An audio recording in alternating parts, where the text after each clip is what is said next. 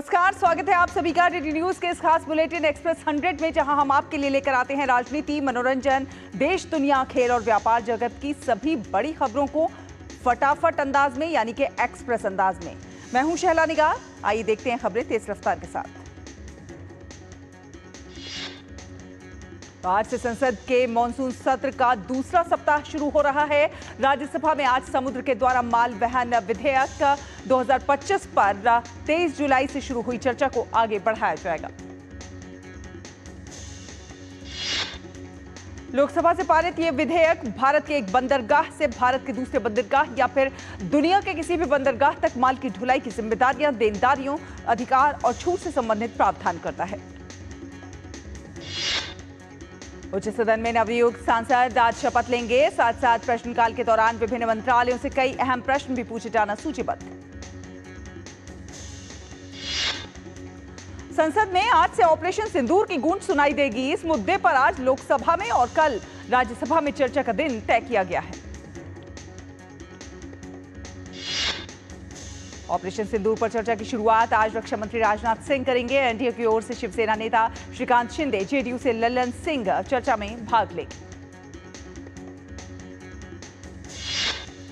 इसके अलावा टीडीपी को 30 मिनट का समय मिला है। कृष्णा और हरीश बालियोगी प्रतिनिधित्व करेंगे, जबकि कांग्रेस की ओर से राहुल गांधी मंगलवार को बोल सकते हैं। कांग्रेस के गौरव गोगोई, प्रियंका गांधी, दीपेंद्र हुड्डा, केसी वेणुगोपाल भी चर्चा में भाग ले सकते हैं।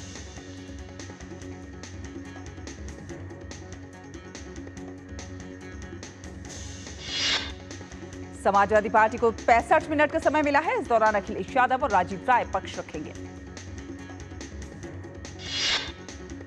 वहीं टीएमसी की ओर से अभिषेक बनर्जी, डीएमके से करीमोई चर्चा में भाग लेंगी। शिवसेना उद्धव गुट से अरविंद सावंत और अनिल देसाई विपक्ष की बात रखेंगे। एनसीपी शरद पवार गुट से सुप्रिया सुले और आरजेडी से मीसा भारती वक्ता हो सकते हैं। संसद में ऑपरेशन सिंदूर पर चर्चा को लेकर बीजेपी सांसद मनन कुमार मिश्रा ने कहा है कि चर्चा होनी चाहिए, लेकिन सदन का समय बर्बाद किए बिना। कांग्रेस नेता पी चिदंबरम ने एक बार फिर विवादित बयान दिया है। चिदंबरम ने एक इंटरव्यू में पहलगाम आतंकी हमले को लेकर सवाल उठाए हैं, जिस पर भाजपा हमलावर है। सुप्रीम कोर्ट में आज बिहार में विशेष सघन मतदाता सूची पुनरीक्षण मामले पर सुनवाई होगी। पिछली सुनवाई में कोर्ट ने पुनरीक्षण प्रक्रिया पर रोक नहीं लगाई थी। सुप्रीम कोर्ट ने माना था कि चुनाव आयोग को मतदाता सूची का सघन पुनरीक्षण करने का संवैधानिक अधिकार है। हालांकि चल रही प्रक्रिया के समय को लेकर सवाल उठाया गया था। कोर्ट ने कहा था कि यह मामला लोकतंत्र के मूल और मतदान के अधिकार से जुड़ा हुआ है। इतना ही नहीं, कोर्ट ने सुनवाई के दौरान वोटर लिस्ट में शामिल होने के लिए निर्धारित 11 दस्तावेजों की सूची को लेकर भी चुनाव आयोग से प्रश्न किए थे। कोर्ट ने उन दस्तावेजों में आधार कार्ड और चुनाव आयोग द्वारा जारी मतदाता पहचान पत्र को शामिल न किए जाने पर भी सवाल पूछा था। कोर्ट ने अंतरिम आदेश में चुनाव आयोग को निर्देश दिया था कि वो वोटर लिस्ट में शामिल होने के लिए दिए जाने वाले दस्तावेजों में आधार कार्ड, मतदाता पहचान पत्र और राशन कार्ड पर भी विचार करें। बिहार में पुनरीक्षण के पहले चरण के आंकड़ों में सामने आया है कि लगभग 35 लाख मतदाता या तो लापता है या फिर अपने पंजीकृत पते से स्थायी रूप से पलायन कर चुके हैं।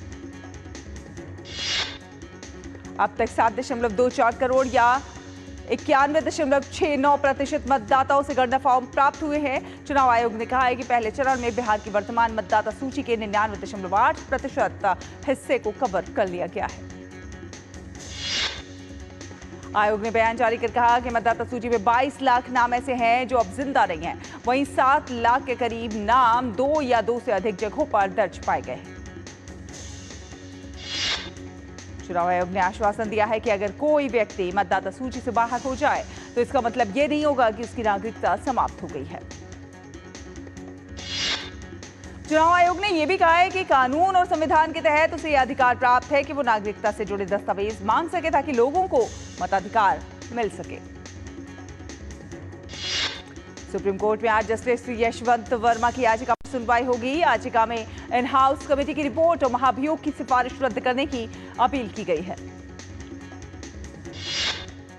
रिपोर्ट में घर में कैश मिलने के मामले में जस्टिस वर्मा को आरोपी ठहराया गया है। 23 जुलाई को पिछली सुनवाई में जस्टिस वर्मा की ओर से सीनियर एडवोकेट कपिल सिब्बल ने दलील रखी थी। जस्टिस वर्मा को हटाने के लिए 152 सांसदों ने 21 जुलाई को लोकसभा में अध्यक्ष ओम बिरला को ज्ञापन सौंपा था, तो वहीं राज्यसभा में 50 से ज्यादा सांसदों ने प्रस्ताव पर साइन किए थे। गौरतलब है कि दिल्ली में जस्टिस यशवंत वर्मा के सरकारी आवास से भारी मात्रा में जली हुई नकदी बरामद की गई थी। इसे लेकर सुप्रीम कोर्ट ने एक आंतरिक समिति का गठन किया था। दिल्ली एनसीआर में पुराने पेट्रोल और डीजल वाहनों पर लगे प्रतिबंध को लेकर सुप्रीम कोर्ट आज एक अहम याचिका पर सुनवाई करेगा। ये याचिका दिल्ली सरकार ने दायर की है।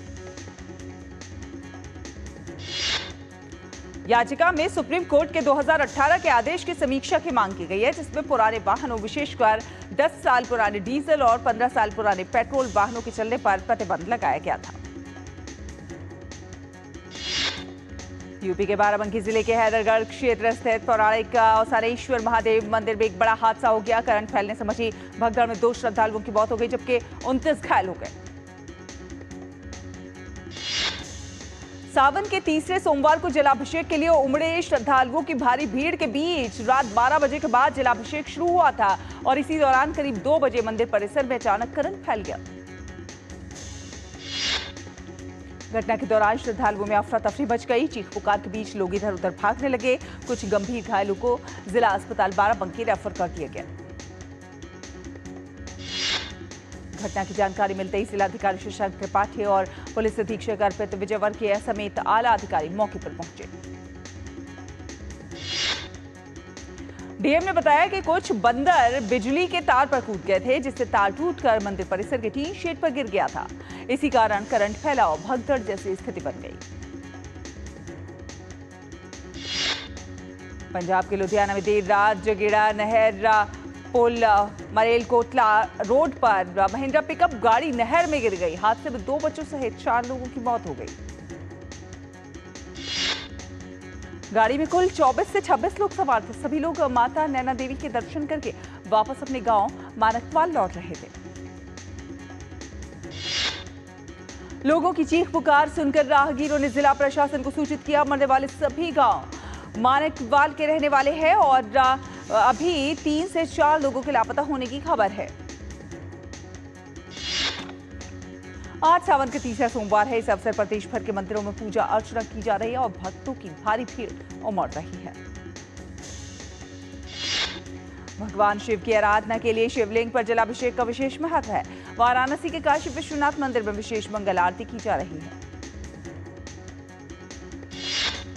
देवघर के बाबा वैद्यनाथ मंदिर का पट सोमवार की सुबह 3 बजे खोल दिया गया और पूजा के बाद सुबह 4 बजे से आम कांवड़ियों के लिए मंदिर के दरवाजे खोल दिए गए। देवघर के डीसी नवन प्रेष लकड़ा ने बताया कि श्रद्धालुओं की सुलभ जलार्पण को लेकर तमाम व्यवस्थाएं दुरुस्त कर ली गई हैं। लगातार रूट लाइन में सभी व्यवस्था को देखा जा रहा है।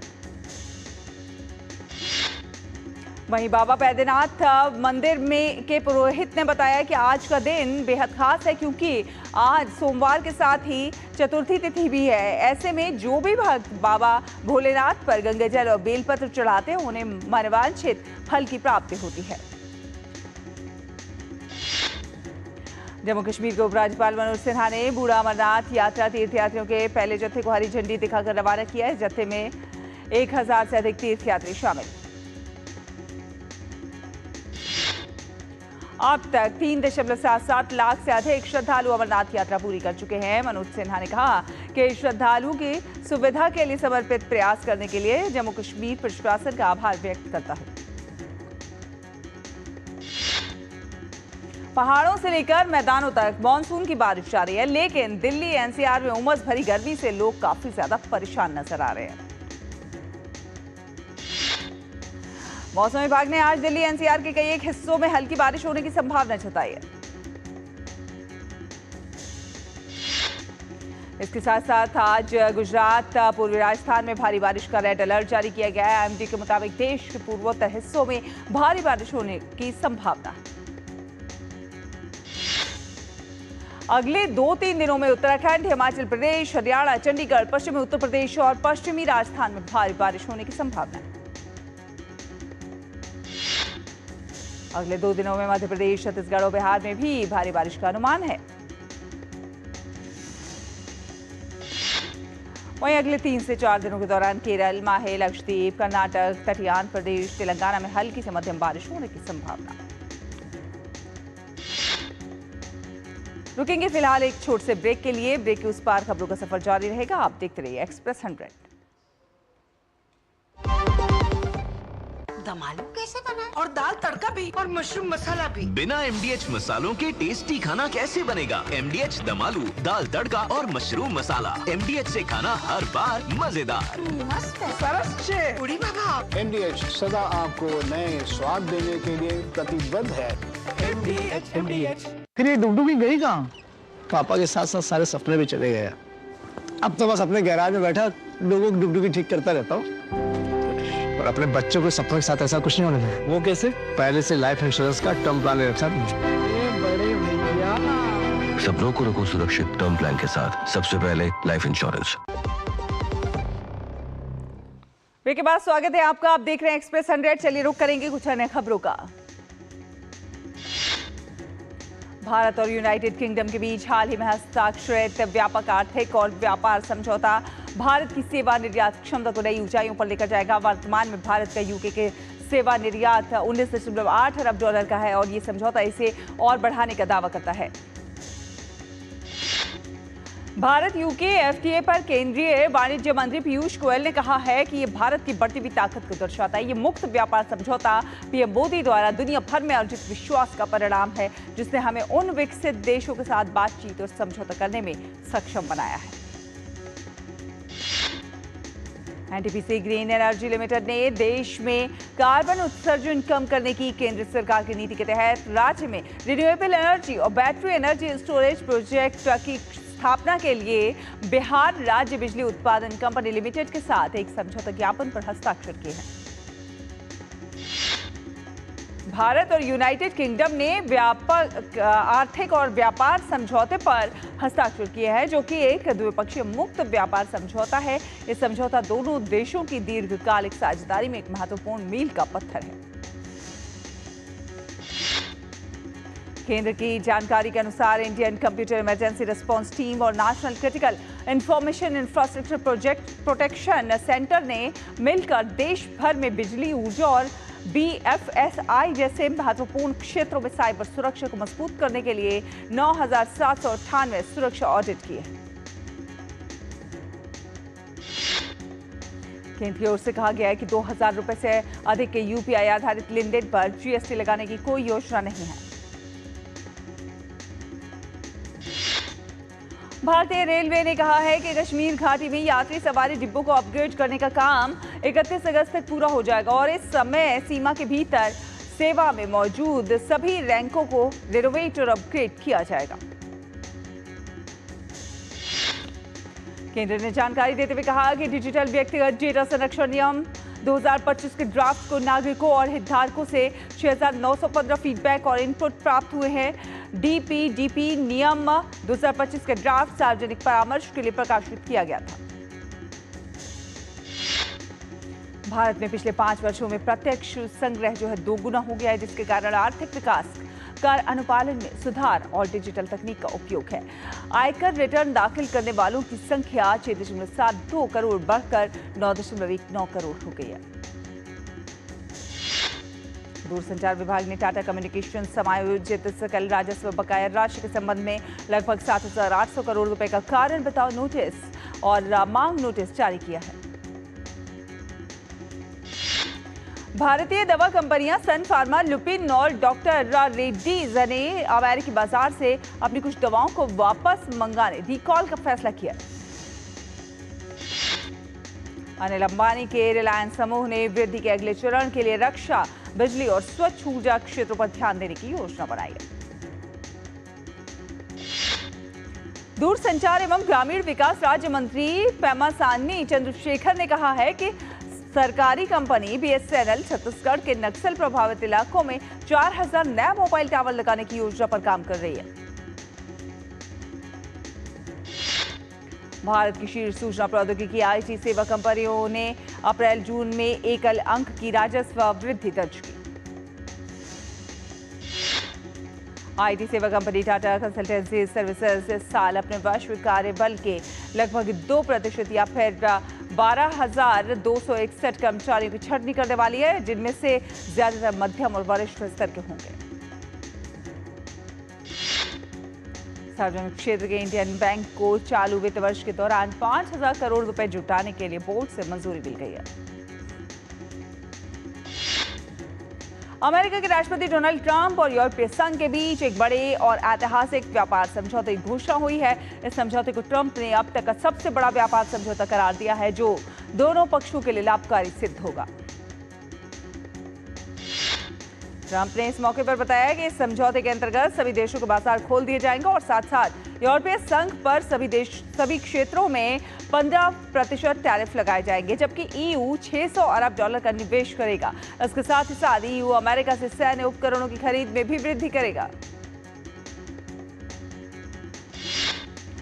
यूरोपीय आयोग की अध्यक्ष उर्सुला वॉन डेर लेयन ने कहा है कि आयातित यूरोपीय संघ के सामानों पर 15% की अमेरिकी बेसलाइन टैरिफ दर कारों, अर्धचालकों और दवा वस्तुओं पर लागू होंगी। इटली के प्रधानमंत्री जॉर्जिया मेलोनी ने कहा है कि यूरोपीय संघ और अमेरिका के बीच व्यापार समझौता एक सकारात्मक कदम है। मेलोनी ने कहा कि उन्हें इसका सही ढंग से आकलन करने से पहले विवरण देखने की आवश्यकता होगी। अमेरिकी राष्ट्रपति डोनाल्ड ट्रंप द्वारा यूरोपीय संघ के साथ व्यापार समझौते की घोषणा के कुछ ही घंटों के बाद फ्रांसीसी बंदरगाह ले हावरे से रवाना हुआ एक कंटेनर जहाज न्यू जर्सी के नेवार्ड पोर्ट नेवार्ड कंटेनर टर्मिनल पर पहुंचा। थाईलैंड और कंबोडिया के बीच आज मलेशिया में संघर्ष विराम वार्ता होगी। मलेशिया के विदेश मंत्री मोहम्मद हसन ने कहा है कि दोनों ही देशों ने शांति वार्ता का हमारा अनुरोध माना है और हमारी मध्यस्थता स्वीकार की है। मलेशिया को उम्मीद है कि जल्द ही क्षेत्र में शांति स्थापित हो जाएगी। आपको बता दें कि मलेशिया के पास इस समय दक्षिण पूर्व एशियाई देशों के संगठन आसियान की अध्यक्षता का दायित्व है। प्रधानमंत्री अनवर इब्राहिम ने गुरुवार को थाईलैंड और कंबोडिया में लड़ाई छोड़ने के बाद शांति की अपील की थी और मध्यस्थता की पेशकश की थी। अमेरिकी राष्ट्रपति डोनाल्ड ट्रंप ने कहा है कि उनका मानना है कि थाईलैंड और कंबोडिया दोनों अपने मतभेदों को सुलझाना चाहते हैं। उन्होंने दोनों देशों के नेताओं से कहा कि जब तक वे अपनी लड़ाई समाप्त नहीं करते, उनके साथ व्यापार समझौते नहीं करेंगे। इजरायल ने गाजा के कुछ एक हिस्सों और नए सहायता गलियारों में प्रतिदिन 10 घंटे के लिए सैन्य अभियान रोकने की घोषणा की, जबकि जॉर्डन और संयुक्त अरब अमीरात ने हवाई मार्ग से गाजा पट्टी में आपूर्ति कराई। इजरायल के प्रधानमंत्री बेंजामिन नेतन्याहू ने यरूशलेम में एक सम्मेलन में कहा कि गाजा में भुखमरी नहीं है, क्योंकि इजरायल ने पूरे संघर्ष के दौरान सहायता की अनुमति दी थी। गाजा में हमास के निर्वासित प्रमुख खलील अल हया ने कहा है कि इजरायल के साथ संघर्ष विराम वार्ता निरंतर नाकाबंदी और भुखमरी के तहत निरर्थक है। यमन के हौथियों ने कहा है कि वे इजरायल के बंदरगाहों के साथ व्यापार करने वाली कंपनियों के जहाज को निशाना बनाएंगे, चाहे उनकी राष्ट्रीयता कुछ भी हो। वो इजरायल के खिलाफ उनके सैन्य अभियान का चौथा चरण है।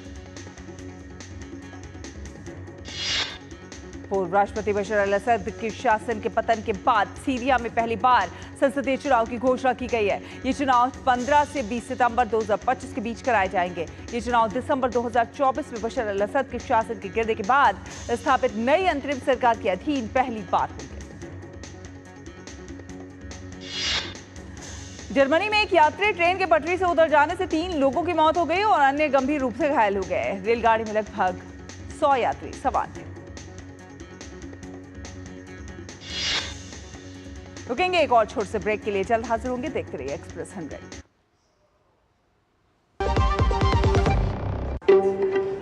एक मिनट क्या हुआ? अभी से इतना खर्चा करोगे तो मेरी पढ़ाई का क्या करोगे? उन्होंने पहले ही लाइफ इंश्योरेंस का चाइल्ड प्लान सोच रखा है, इसकी हुआ बढ़िया है। सपनों को रखो सुरक्षित चाइल्ड प्लान के साथ। सबसे पहले लाइफ इंश्योरेंस। मेरी पसंद मेरी पसंद। मेरी पसंद। मेरी पसंद। हमारी पसंद। हम सबकी पसंद। मजबूत देश का मजबूत सरिया हो गया स्टील। अब क्या देख रहे हो पापा? तुम कहते हो ना कि स्टॉक मार्केट में बहुत सोच समझकर इन्वेस्ट करना चाहिए, बस थोड़ा सा ज्ञान ले रहा हूं। किससे? हर एक स्टॉक्स एक्सपर्ट है, मस्त एजुकेशनल वीडियोस बनाता है और अच्छी इन्वेस्टमेंट की टिप्स भी देता है। पापा इन वीडियोस पे ना जाएं, अपना रिसर्च खुद करें या सेबी रजिस्टर्ड इन्वेस्टमेंट एडवाइजर से संपर्क करें। एजुकेशन के नाम पर कुछ इन्फ्लुएंसर्स अक्सर इन्वेस्टर को मिसगाइड करते हैं, नुकसान आपका होगा।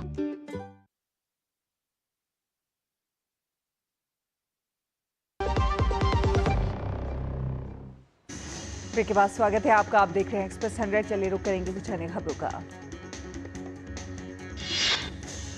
अफगानिस्तान के सुरक्षा बलों ने देश के दक्षिणी प्रांत उरुजगान में एक बड़े हथियार और गोला बारूद के भंडार का खुलासा किया है। इस दौरान 2 लोगों को गिरफ्तार भी किया गया है। आधिकारिक बयान के अनुसार ट्रिनकोट शहर में की गई खुफिया कार्रवाई के दौरान ये जब्ती की गई है। पार्टिडो नेशनल डी होंडुरास के हजारों समर्थक तेगुसिगाल्पा में लोकतंत्र की रक्षा के लिए राष्ट्रीय मार्च में उन्होंने भाग लिया।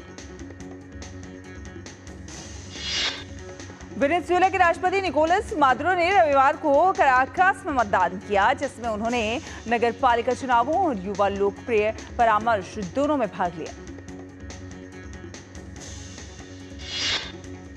पश्चिमी बुल्गारिया में लगी भीषण जंगल की आग के कारण लोगों को सुरक्षित स्थानों पर जाना पड़ा और इमारतें नष्ट हो गई। ये आग सीमा पार कर सर्बिया तक फैल गई और अग्निशमन कर्मी तेजी से बढ़ती आग से जूझ रहे। दक्षिणी अल्बानिया में जंगल में आग भड़क उठी और डेल्विना नगरपालिका में तेजी से फैल गई। सशस्त्र बलों के सदस्यों, नागरिक आपातकालीन सहायता बेस के अग्निशमन कर्मियों और ब्लैक हॉक हेलीकॉप्टर को आग पर काबू पाने के लिए तैनात किया गया। भारत की कोनेरू हम्पे और दिव्या देशमुख के बीच फिडे महिला विश्व कप फाइनल का टाई ब्रेकर आज खेला जाएगा। रविवार को दोनों ही के बीच खेला गया दूसरा गेम भी ड्रॉ रहा था। भारत और इंग्लैंड के बीच एंडरसन तेंदुलकर ट्रॉफी का चौथा टेस्ट ड्रॉ पर समाप्त हुआ। भारत के लिए शुभमन गिल, रविंद्र जडेजा और वॉशिंगटन सुंदर ने शतक लगाए। मैनचेस्टर टेस्ट में एक रोचक पल भी देखने को मिला जब इंग्लैंड के कप्तान ने मैच को जल्दी खत्म करने का ऑफर दिया। हालांकि रविंद्र जडेजा और वॉशिंगटन सुंदर शतक के बेहद करीब थे और भारत ने ऑफर ठुकराते हुए कुछ देर और बल्लेबाजी करने का फैसला किया। ऑस्ट्रेलिया ने चौथे T20 में वेस्टइंडीज को 3 विकेट से हरा दिया। 206 रन के लक्ष्य को ऑस्ट्रेलिया ने अंतिम ओवर में 7 विकेट खोकर हासिल कर लिया। वेस्टइंडीज ने निर्धारित 20 ओवर में 9 विकेट पर 205 रन बनाए। टीम के लिए रदरफोर्ड ने सर्वाधिक 31 रन बनाए। इंग्लैंड ने स्पेन को मात देकर यूएफए महिला यूरो 2025 का खिताब अपने नाम किया। निर्धारित समय तक मुकाबला 1-1 के बराबरी पर समाप्त हुआ। इसके बाद मैच का फैसला पेनल्टी शूटआउट में हुआ, जहां इंग्लैंड ने 3-1 से बाजी मारी। इंग्लैंड के लिए क्लोकेली ने निर्णायक स्पॉट किक पर गोल किया और इस जीत के साथ इंग्लैंड ने अपने खिताब की सफलतापूर्वक रक्षा की। यूरो कप की जीत के साथ इंग्लैंड में शानदार जश्न देखने को मिला। वेम्बली स्टेडियम के बाहर दर्शकों ने एक विशाल स्क्रीन पर मैच देखने का लुत्फ उठाया। बासेल स्विट्जरलैंड में मौजूद इंग्लैंड के फुटबॉल प्रशंसकों ने अपनी टीम की यूरो जीत का जमकर जश्न मनाया। ये पहला मौका है जब इंग्लैंड ने विदेशी धरती पर कोई बड़ा खिताब अपने नाम किया। स्पेन के फुटबॉल प्रशंसक अपनी टीम की हार से दुखी नजर आए। हालांकि उन्होंने कहा कि उन्हें पूरे टूर्नामेंट में अपनी टीम के प्रदर्शन पर गर्व है। बायर्न म्यूनिख लुइस डियाज को साइन करने के बेहद करीब है। माना जा रहा है कि लिवरपूल डियाज को लेकर अनुमति दे चुका है और जल्दी उनका मेडिकल होगा। इंटर मियामी ने अपनी साइनिंग रोड्रिगो डी पॉल को सबके सामने पेश किया। डी पॉल अपने हमवतन और दोस्त लायनल मेसी के साथ खेलते हुए दिखाई देंगे, जिनके साथ मिलकर उन्होंने कई खिताब जीते। कनाडा की टेनिस खिलाड़ी लेला फर्नांडीज ने जीसी ओपन के रूप में अपने करियर का सबसे बड़ा खिताब जीता। ये उनका पहला WTA 500 खिताब है। लेला ने फाइनल में एना कालिंस्काया को 6-1, 6-2 से मात दी। स्लोवेनिया के साइक्लिस्ट टाडे पोगाचा ने चौथी बार टूर डी फ्रांस का खिताब अपने नाम किया। हालांकि टूर के अंतिम स्टेज में वैन एयर्ट ने जीत दर्ज की। टूर डी फ्रांस का अंतिम चरण बारिश के बीच पूरा हुआ। हालांकि प्रशंसकों के उत्साह में कोई कमी नजर नहीं आई और प्रशंसक रेनकोट पहने हुए और छाता थामे रेस देखते हुए नजर आए। तो फिलहाल एक्सप्रेस न्यूज में इतना ही। डीडी न्यूज पर खबरों का सफर लगातार जारी रहेगा। आप देखते रहिए डीडी न्यूज। नमस्कार।